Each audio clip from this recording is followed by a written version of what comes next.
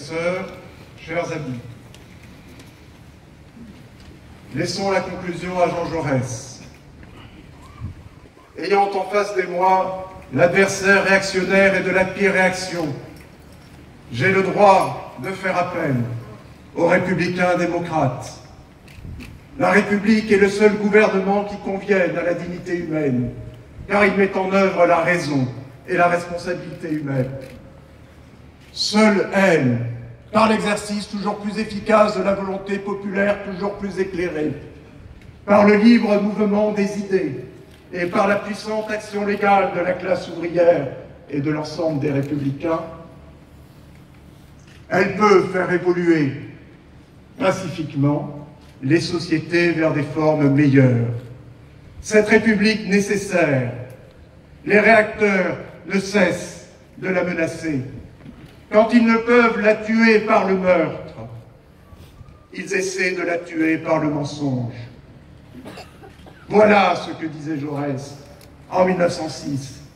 Voilà qui résonne encore aujourd'hui, car, comme nous l'avons tous rappelé, quand ensemble conjurés, le fondamentalisme religieux, le néofascisme et non pas le populisme, appelons les choses par leur nom, et le capitalisme mortifère et effréné qui dessert aujourd'hui les peuples, amène une fraction toujours plus croissante de la population, soit à s'abstenir, soit à répondre aux sirènes de l'extrême droite. Alors le monde va mal. Mais nous sommes tous responsables. Nous sommes tous responsables de l'avoir laissé faire. Mais si nous ne réagissons pas, nous serons tous coupables demain de n'avoir pas mené les actions nécessaires. La première action, naturellement, c'est de ne pas permettre à Marine Le Pen d'être présidente de la République demain. C'est d'écarter sans ambiguïté Bravo.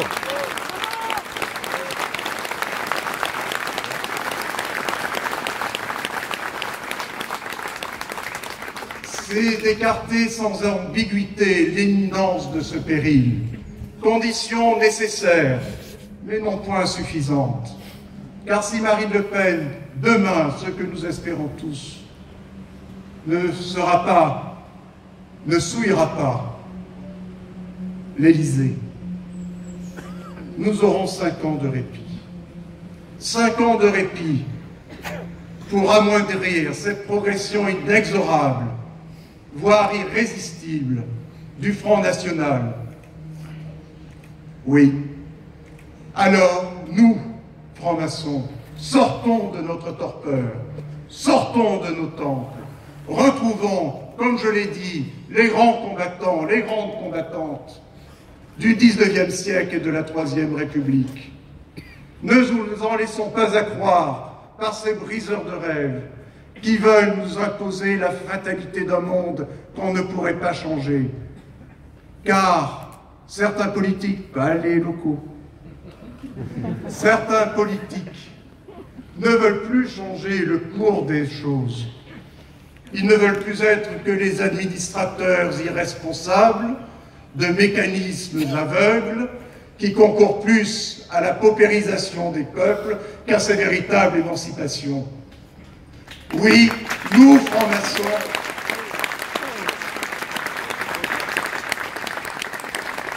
nous ne sommes pas résignés, nous n'acceptons pas la fatalité. Alors, en conclusion, soyons les entrepreneurs industrieux, les défenseurs acharnés, les promoteurs zélés de la République, vraiment démocratique, résolument et de manière intransigeante, laïque, mais infiniment sociale. Vive la République, vive la sociale!